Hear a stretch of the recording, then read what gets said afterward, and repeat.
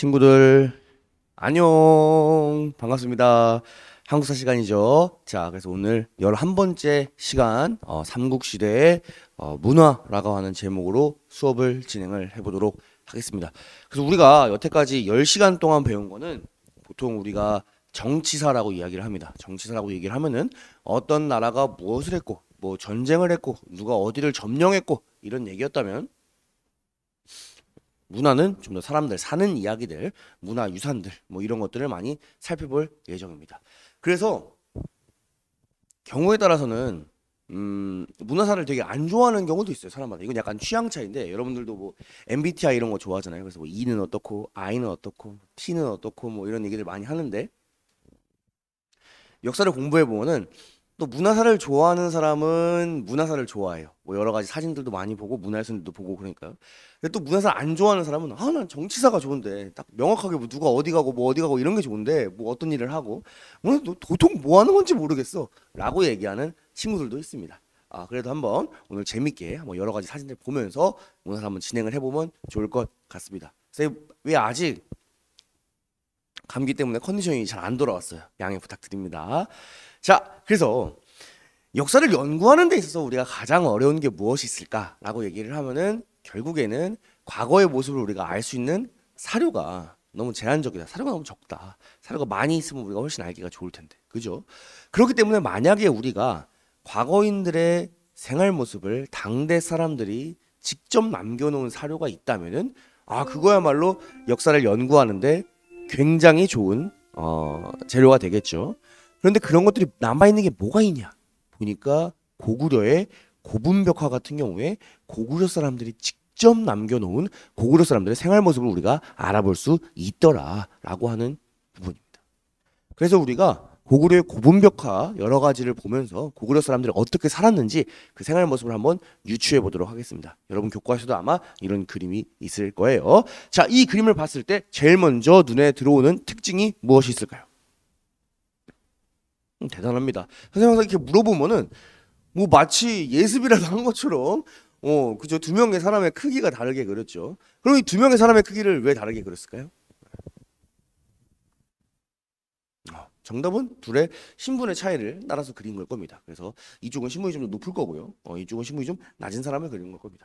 선생님, 근데 어떻게 그렇게 확신할 수 있죠? 신분의 차이가 아니라 진짜 고구려에 키가 큰 사람이 있을 수 있고, 그다음에 키가 작은 사람이 있을 수도 있는 거잖아요.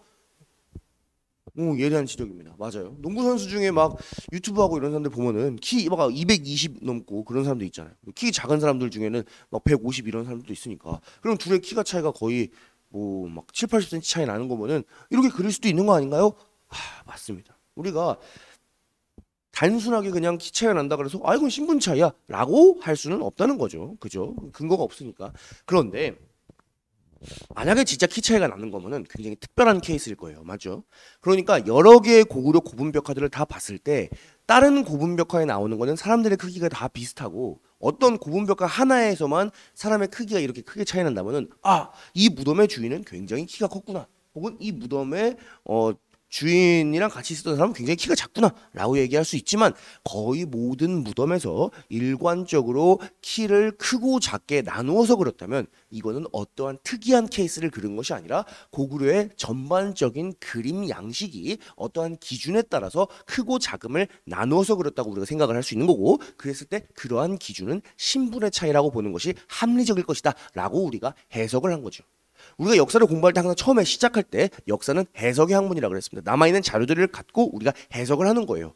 그죠? 우리가 직접 가가지고 타임머신 타고 이 사람한테 당신 키가 몇입니까? 라고 물어볼 수는 없잖아요. 그죠? 그렇기 때문에 우리가 일단은 지금 현재 상황에서 합리적으로 해석하건대, 고구려 고분벽화에서 키가 크고 작은 거는 신분의 차이를 의미한다. 뭐 이렇게 여러분이 생각을 해주면 되겠습니다. 신분의 차이에 따라서 당연히 생활 양식도 달랐겠지요. 자, 좋습니다. 다음 넘어가 보겠습니다. 또 눈에 띄는 거 없나요? 보니까 선생님, 패션이 굉장히 눈에 띕니다.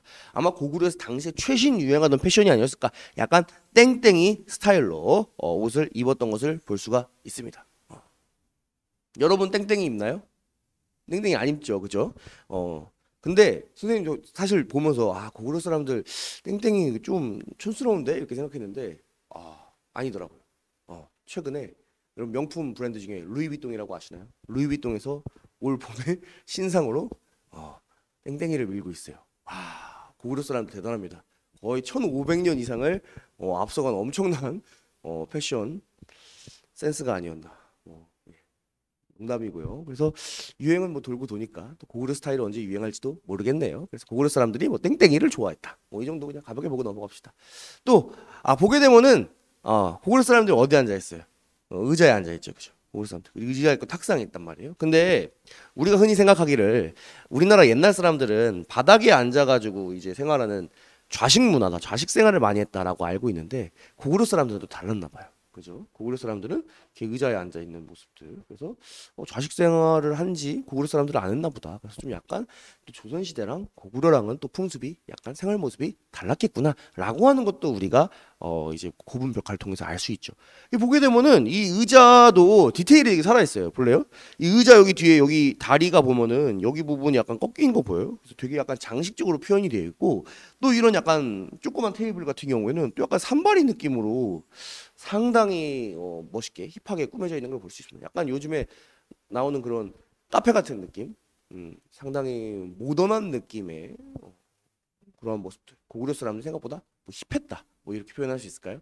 좋습니다. 또 넘어가 보겠습니다. 다른 고분 벽화예요. 자, 보니까 뭐가 있어요? 보여요? 약간 이렇게 막 기타 치는 거. 그래서 고구려에도 기타는 아니겠지만 뭔가 이렇게 치는 악기가 있었을 거고 악기가 있으니까 바로 옆에서는 춤추는 모습도 보이고 있네요. 이 고구려 사람들이 즐겨 췄던 댄스의 일종인가 봐요. 다 5명이서 똑같이 약간 이런 느낌으로 이렇게 딱 춤을 추고 있네요. 그래서 이 사람도 똑같이 춤을 추고 있고요. 요즘도 보면은 왜 여러분들 막 틱톡 이런 거 많이 하잖아요. 그럼 틱톡에서 막 똑같은 춤을 이렇게 따라서 추는 그런 챌린지 같은 것들이 많이 있는데 아마 모르긴 몰랐어도 고구려 사람들도 유행하는 춤이라는 게 있었을 거예요. 그래서 고구려 사람들도 이런 식으로 춤을 추고 노래하고 그런 풍습이 있었다. 또 한번 볼까요? 아주 유명한 그림이죠. 예, 사냥하는 그림. 선생님이 옛날에 고등학교 때 학교 다닐 때는 지금은 한국사죠. 옛날에는 국사였는데 그때 교과서에는 이렇게 고구려 그림이 들어갈 정도로 아주 유명한 그림이었어요. 근데 우리가 이 그림을 보고서도 고구려 사람들의 풍습을 알 수 있다. 어떤 특징이 있을까요? 일단 말 타는 게 보이네요, 그죠? 근데 말을 타는데 우리가 생각식으로 이렇게 따닥따닥따닥따닥 하면 사냥할 때 이렇게 화살을 앞으로 쏘야 될 것 같은데 이 사람을 보니까 어떻게 쏘고 있다? 뒤로 눌러가지고 화살을 탁 쏘고 있다. 그러니까 상당한 말 타는 기술과 화살 쏘는 기술을 고구려 사람들이 갖추었음을 우리가 알 수 있죠. 또 패션 한번 볼까요? 패션 특이한 거. 그죠? 모자 특이합니다. 모자가 새 깃털로 장식한 모자를 하고 있다. 여기 보면 새 깃털로 모자를 장식을 했죠. 그래서 고구려 사람들의 주된 특징이었다. 또 말 타고 있는 것을 보니까 또 뭐가 볼 수 있냐? 고구려 사람들 등자를 사용하고 있습니다. 등자는 쉽게 얘기하면 말 안장에 달려 있는 발 받침대예요. 우리가 처음에 말을 탈 때는 안장도 없었습니다. 인간이 처음 말을 탈 때는 이 순전히 가랭이 힘으로 이 다리로 말을 꽉 잡은 다음에 이렇게 타야겠죠. 근데 그러니까 굉장히 힘들 거예요. 그러다 보니까 그 다음 단계로 발전했던 것이 안장입니다. 안장에 타면 조금 편하겠죠. 근데 안장에 타서도 발이 헐렁헐렁 하면 위험하니까 등자라고 하는 발받침을 사용하기 시작했는데 상당히 발전된 기마 기술이다. 이렇게 여러분이 생각을 해주시면 되겠습니다. 그래서 고구려에서는 그런 것들이 발명이 돼가지고 사용이 되고 있었다. 이렇게 얘기할 수 있습니다. 예를 들어서 등자 같은 걸 사용한다. 뭐 새 깃털이 달린 모자를 썼다. 이런 것들은 사실 역사책에는 쓰기가 애매한 내용들이잖아요. 그죠? 옛날 고구려 사람들이 뭐 고구려에서는 뭐 말을 탈 때 뭐 어떻게 했다. 그 자세하게 기록을 남기지 않을 거란 말이에요. 그래서 우리가 놓칠 수 있는 역사인데 그런데 그런 것들을 우리가 어떻게 고분 벽화를 통해서 생생하게 알 수 있다. 그렇기 때문에 고분 벽화가 굉장히 중요하다. 이런 얘기를 오늘 하고 싶은 겁니다. 또 볼까요? 뭐 고구려에서 약간 서커스 같은 광대 같은 거, 뭐 막대기 위에 올라가 가지고 뭐 저글링 같은 걸 하고 있네요. 이 사람은 그죠? 그런 광대들도 있었고 고구려 사람들도 뭐 양산을 썼고 그다음에 고구려 사람들이 또 뭐가 좋을까요? 땡땡이 치마 말고 줄무늬 치마도 입었다. 그래서 약간 시대를 앞서가는 사람인가 봐요. 다른 사람들은 뭐 화질이 구려서 잘 안 보이긴 하는데 딱 땡땡이 느낌인데 이 사람은 딱 줄무늬 치마. 아니면 이 사람만 이 중에 양산을 쓰고 있으니까 조금 높은 사람일까요? 보니까 이 사람도 줄무늬 같은 느낌이 있네요. 그죠? 뭐 그런 것처럼 다양한 패션도 있었다. 뭐 이렇게 여러분이 생각을 해주면 좋을 것 같습니다.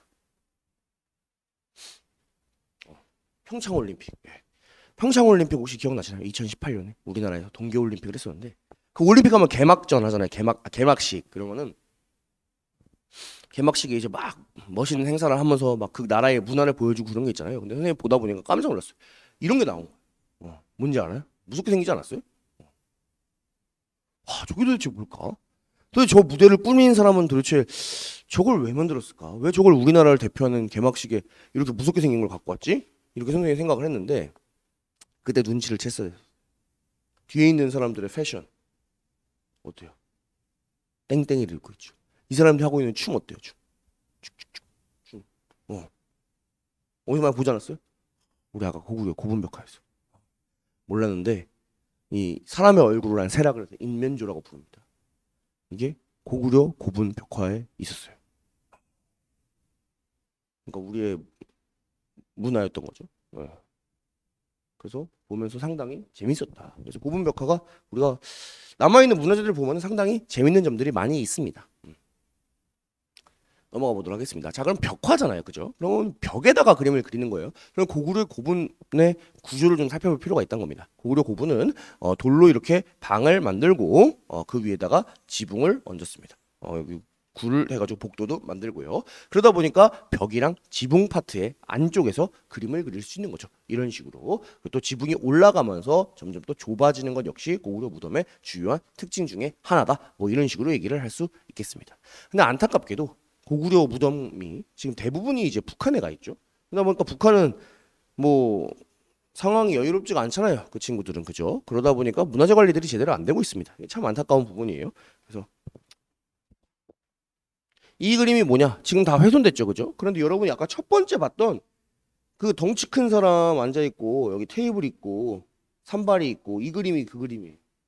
이렇게 훼손된 거예요. 지금 이미 너무나 많이 훼손이 진행이 되어서 지금 당장 가도 뭐 어떻게 할 수 없을지도 모르는데 앞으로는 더더욱 심해지겠죠, 그죠? 참 안타까운 일이 아닐 수 없습니다. 자, 넘어가 보도록 하겠습니다. 자, 그래서 고구려의 고분벽화들을 우리가 살펴봤고 고분벽화는 그냥 살펴보는 느낌이었다면 이제는 한번 고구려 백제 신라의 무덤 양식을 정리를 해보고 수업을 마치도록 하겠습니다. 자, 그래서 고구려 백제 신라가 초창기에는 어떤 무덤을 만들었고 그 다음에 후반부에는 어떤 무덤을 만들었는지 어떤 식으로 양식이 변화하는지 각각 이렇게 둘둘둘 하면 6개가 되겠죠. 그런 것들 여러분들이 잘 기억을 해주시기 바랍니다. 자, 고구려가 초창기에 돌무지 무덤 만들었다는 건 우리가 너무나 잘 기억을 하고 있어요. 돌을 무지로 쌓아서 만들었던 돌무지 무덤 되겠습니다.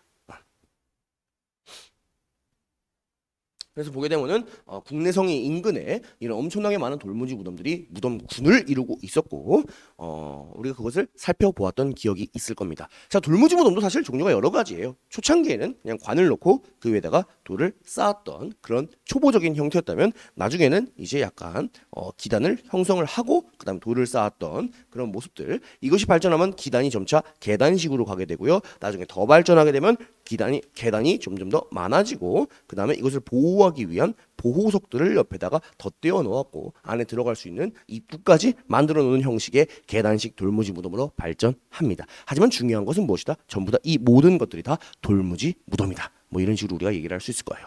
고구려의 초창기 무덤입니다.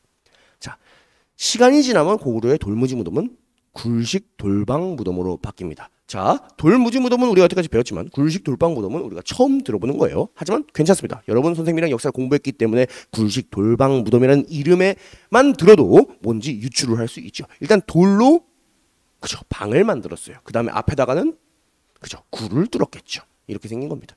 그래서 돌로 방을 만들고 앞쪽에다 굴을 연결했다. 돌로 방을 만들고 앞쪽에다 길을 연결했다. 돌로 방을 만들고 앞쪽에다 길을 연결했다. 위쪽에다는 흙을 덮었겠죠. 당연히 그죠. 위에다는 이렇게 흙을 덮었을 겁니다. 됐습니까? 굉장히 쉽죠.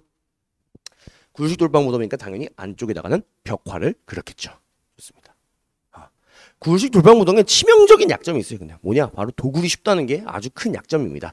굴식 돌방 무덤, 굴이 있으니까, 복도가 있으니까 당연히 복도 끝에는 입구가 있겠죠. 그럼 아무리 이거를 흙으로 덮고 뭐 입구를 막아놓는다고 하더라도 도굴꾼들이 와가지고 입구만 찾아내면 안에 들어가서 관 옆에 있는 그런 껴묻거리, 같이 껴서 묻어주는 보물 같은 것들을 훔쳐갈 우려가 있습니다. 시간이 1500년 이상 흐르면서 이미 삼국시대의 고구려의 굴식 돌방 무덤은 상당히 거의 대부분 도굴이 되어서 우리가 유물을 찾기가 굉장히 어렵습니다. 하지만 벽을 뛰어갈 수는 없잖아요. 그러니까 벽화는 남아있는 거예요. 오케이, 좋습니다. 넘어가도록 하겠습니다. 자, 그래서 벽화는 이런 식으로 천장과 벽에 그려져 있는 것들 우리가 확인을 할 수 있겠죠. 자, 넘어가겠습니다. 고구려 고분벽화 얘기가 나온 김에 그 주제만 좀 정리를 해보고 넘어가겠습니다. 첫 번째, 고구려 고분벽화는 사람들의 생활 모습을 그렸다. 이거 우리가 아까 그림에서 확인해 본 거죠. 넘어가겠습니다. 고구려 고분벽화는 두 번째로 무덤의 주인공인 인물을 그렸다. 그렇겠죠. 그래서 보시게 되면은 인물 가운데 있는 사람이 아마 무덤의 주인공일 겁니다. 그래서 굉장히 상류층이다 뭐 이런 것들 확인을 할 수 있을 거고요. 인물의 살아 생전의 모습을 그리기도 했고요. 자, 세 번째 주제는 뭐가 있을까? 바로 도교의 사신을 그렸다. 여기서 사신이라고 얘기하니까 외교관하는 그 사신인 줄 아는 친구들이 있는데 그 사신도 아니고요. 그냥 또 사신이라고 하니까 죽은 다음에 찾아오는 그 귀신이라고 생각하고 있는데 그것도 아니고요. 자, 도교라고 하는 종교, 우리가 말했죠. 도교는 제자백가의 도가 사상에 민간 신앙들이 결합돼서 만들어진 동양의 전통 종교입니다. 그런데 그러한 도교에서 말하는 네 개의 귀퉁이를 지키는 신이 있으니 바로 청룡백호 주작 현무입니다. 아마 여러분들 들어본 적 있을 거예요. 네. 그러한 그림 역시 고구려의 고분벽화에 많이 들어갔다. 이런 거 여러분들이 체크해주면 좋으시겠죠. 자, 백제 넘어가겠습니다. 우리 백제 초창기에 무슨 무덤이었는지 이미 알고 있어요. 백제 건국설화에서 보건데 그죠? 돌무지 무덤이었어요. 왜? 고구려의 영향을 받았다. 우리 석촌동 고분 본 적 있잖아요. 그죠? 백제의 한성 지역에 위례성 지역에 나라를 세웠던 백제 사람들의 초창기 무덤 석촌동 고분. 그런데 이 무덤이 뭐였다? 돌무지 무덤이었다. 왜 돌무지 무덤이냐? 백제는 건국 세력이 고구려에서 출발했기 때문에 고구려에서 남아있기 때문에 라고 우리가 이미 다 확인을 한 적이 있을 겁니다. 자, 넘어가겠습니다. 백제 역시 후반부로 가면은 굴식 돌방 무덤으로 바뀝니다. 결과적으로 얘기하자면 고구려 백제 신라 모두 다 삼국 다 후반부에는 굴식 돌방 무덤이에요. 그런데 백제는 예외적인 게 하나가 있었습니다. 바로 무엇이냐? 바로 그 유명한 무령왕 능이었죠. 무령왕 같은 경우에 여러분이 기억을 하고 있을 겁니다. 수도를 웅진으로 옮긴 이후에 백제가 많이 혼란스러운 상황에서 그 혼란을 잠재우기 위해서 지방의 22담로의 왕족을 파견하고 중국의 남조와 또 일본과 활발하게 교류했던 왕이었죠. 얼마나 교류를 활발하게 했는지 무령왕릉이 묻힌 무령왕이 묻힌 무령왕릉은 그냥 일반적인 백제의 굴식 돌방 무덤이 아니라 벽돌을 차곡차곡 쌓은 무슨 무덤이다? 벽돌 무덤이다. 그래서 중국의 영향을 받은 중국 양식의 벽돌 무덤으로 무령왕릉이 이루어졌다라고 예외적인 것 한 개 정도는 여러분이 기억을 하시면 좋을 것 같습니다. 됐지요? 넘어가도록 하겠습니다. 신라 가도록 하겠습니다. 신라 역시 후반부에는 굴식 돌방 무덤입니다. 셋 다 똑같으니까 굴식 돌방 무덤보다는 우리는 앞부분에 집중해 보도록 하겠습니다. 신라의 초창기 무덤은 무엇이냐? 바로 돌무지 덧널 무덤이라고 합니다. 돌무지 덧널 무덤. 이름이 점점 어려지고 있어요. 하지만 걱정하지 마세요. 여러분은 선생님이랑 역사를 공부했기 때문에 돌무지 덧널 무덤이라는 이름만 봐도 우리가 머릿속으로 생각을 할 수가 있습니다. 자, 일단 무덤이에요. 무덤이니까 관이 있을 겁니다. 근데 관 위에다가 덧널 뭘까요? 관 위에 덧널. 관 위에다가 덧댄 거예요. 좋습니다. 뭘? 널빤지를 덧댄 거예요. 관 위에다 널빤지 덧대고 그 위에 뭐야? 돌. 무지 만들어 버리고 그 위에는 흙을 덮겠죠. 그죠? 머릿속으로 상상해봐요. 어떤 모습일지. 이런 거예요. 관이 있고요. 그 위에 널빤지 덧댔겠죠. 그죠? 널빤지 덧대고 그 위에 돌 무지 쌓고 그 다음에 흙으로 마무리. 좋죠? 좋습니다. 자, 돌무지 덧널 무덤의 특징. 우리가 돌무지 덧널 무덤을 후세 사람들이 좋아하는 이유, 역사 전공한 사람이 좋아하는 이유는 뭐냐? 도굴이 불가능합니다. 너무 그잖아요. 흙으로 덮어있고 안에 돌 너무 많아가지고 도굴이 불가능해요. 그러다 보니까 안에 유물들, 우리가 사람들이 죽고 나서 같이 묻어주는 것을 껴묻거리라고 하거든요. 왜 우리가 얘기하잖아요. 놀 거는 놀거리, 먹을 거는 먹거리, 즐길 거는 즐길 거리. 죽은 사람이 죽은 다음에 옆에 무덤에 같이 껴서 묻어주는 거는 껴묻거리. 좋습니다. 이 껴먹거리들이 많이 남아 있습니다. 선생님, 근데 뭐 이거 그냥 도굴 하면 되지 않나요? 도굴 하려면 할 수 있을 것 같은데? 그게 쉽지가 않아요. 네. 자, 경주에 있는 돌무지 덧널 무덤의 사진입니다. 주로 마립간 시대에 많이 조성이 되었고요. 굉장히 크죠. 이거 먼지 아닙니다. 다 사람입니다. 굉장하죠, 그죠? 잔디 깎는 모습들 보면은 이 규모가 어마어마함을 느낄 수 있습니다. 이거를 도굴하기가 쉽지가 않아요. 도굴이라고 하는 것도 훔쳐가는 거니까 밤에 몰래 사람들 없는 데서 해야 되는데 이거 밤에 못하죠. 돌뿐만 아니라 아예 발굴하는 것조차도 굉장히 힘들었는데 옛날에 황남대총 발굴하던 시절의 모습을 좀 보여주겠습니다. 자, 길이가 무덤이 120m래요. 와, 어마어마합니다. 이거 발굴하는 것조차도 굉장히 힘들 거예요. 수많은 사람들이 제일 위에서 먼저 흙으로 마무리되어 있는 걸 까야겠죠, 그죠? 흙을 열심히 삽으로 까고 있는 모습을 볼 수 있습니다. 자, 선생님 이거 그냥 포크레인으로 파면 되는 거 아닌가요? 무덤이 안에 고분이 어떤 형식으로 되어 있을지 정확히 알 수도 없을 뿐더러 문화재가 있을 수도 있기 때문에 포크레인 같은 거로 팔 수는 없겠죠. 그러니까 상당히 세심하게 조심해서 삽질을 하고 있는 모습을 볼 수 있습니다. 그래서 힘들게 팠어요. 엄청나게 많이 팠네요. 그죠? 엄청나게 지금 깊이 파고 들어가고 와 진짜 많이 팠어요. 엄청 많이 팠는데 여전히 아무것도 안 나오고 흙만 나옵니다. 상당히 힘들었을 것 같아요. 그래서 이제 뭐 좀 나오나 하고 열심히 파고 있었더니 뭐 나와요? 우리 덧널 무덤. 무슨 덧널 무덤? 돌무지죠. 돌이 나오는 거예요. 돌 무지하게 났을 겁니다. 예. 돌도 어떻게 해야 돼요? 돌도 날라야 되죠. 그래서 사람들 일렬로 서가지고 돌 나온 거 들어가지고 옆에 건네주고 이런 식으로 일일이 다 돌을 뺐을 거예요. 그러한 작업을 그러고 나서야 안에 있는 관과 껴묻거리를 만날 수 있습니다. 그래서 황남대총에서 나온 문화재들이에요. 와 대단하죠. 금관도 나오고 금가락지도 나오고 금으로 만든 뭐 술잔, 허리띠, 관 장식, 정교한 잔, 좋습니다. 이런 것들이 다 나왔다고 합니다. 그래서 실제로 가면은 이런 금관 같은 것도 볼 수 있어요. 정말 화려하지 않아요, 그죠? 그래서 이 황남대총 안에서만 유물이 수백 점도 아니고 수천 점도 아니고 수만 점이 나왔다고 합니다. 와 정말 대단하죠. 그러니까 껴묵거리가 상당히 많이 남아 있다. 이런 것들을 확인하고 있을 겁니다. 근데 여러분이 가보면은 돌무지 덧널 무덤 안에 들어가 보고 싶잖아요. 그죠? 선생님은 구조가 궁금해가지고 무덤 안에 한번 들어가 보고 싶다는 생각을 많이 했는데 이 경주에 여러분 놀러 가게 되면은 아까 봤던 황남대총이 이거예요. 대릉원이라 그래가지고 공원처럼 이 돌무지 덧널 무덤이 있는 곳을 꾸며놨어요. 그래서 여기 들어가 보면 여러분이 직접 돌무지 덧널 무덤의 구조를 확인할 수 있게 만들어 놓은 무덤이 있습니다. 바로 그 유명한 천마총이라고 하는 무덤입니다. 천마총. 총은 무덤을 뜻한다고 얘기를 했어요. 무덤의 주인을 알 수 없는 경우에는 특징적인 문화재의 이름을 따서 총을 붙인다고 얘기를 했습니다. 선생님 근데 입구가 있는데요.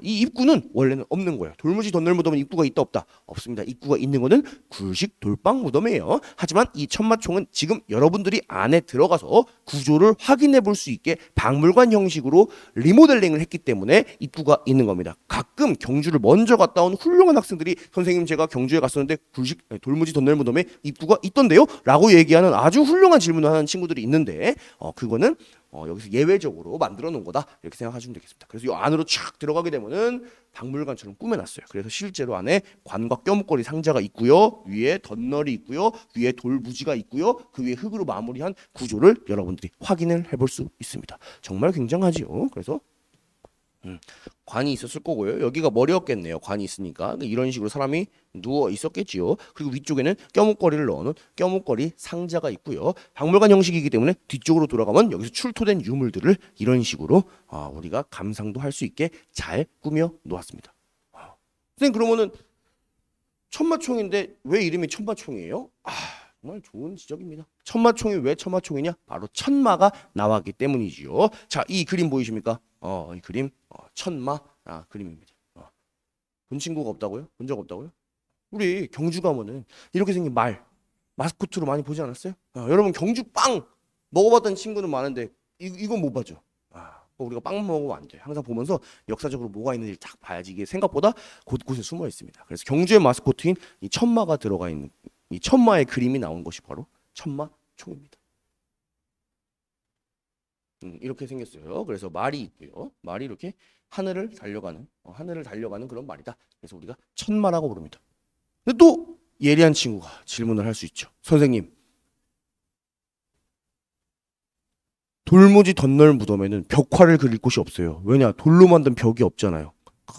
그런 질문을 받고 정말 깜짝 놀랐어요. 어떻게 그런 예리한 질문을 할 수 있지? 그죠? 돌무지 덧널 무덤에는 벽화를 그릴 데가 없어요. 그죠? 돌로 만든 벽이 없으니까. 그럼 도대체 이 천마도는 무엇이냐? 이것은 벽화가 아닙니다. 쉽게 이야기하자면은 말을 타죠. 그럼 말 안장에 붙어 있는 진흙바지다 이렇게 생각하면 좋습니다. 여러분이 말 따닥 타면은 말이 막 발을 하면서 진흙을 막 가랭이 안쪽으로 엄청 묻힐 거 아니에요, 그죠? 그렇게 하면 안 되니까 받침대를 합니다. 그 받침대에 그려져 있던 게 천마도가 되겠다 생각하면 되겠습니다. 여러분이 자전거를 타도 자전거 뒤에 이렇게 진흙바지가 있잖아요. 왜냐? 바퀴가 굴러가면서 흙이 뒤에 튀지 말라고. 그런 거랑 비슷한 역할이다 이렇게 생각해주면 되겠습니다.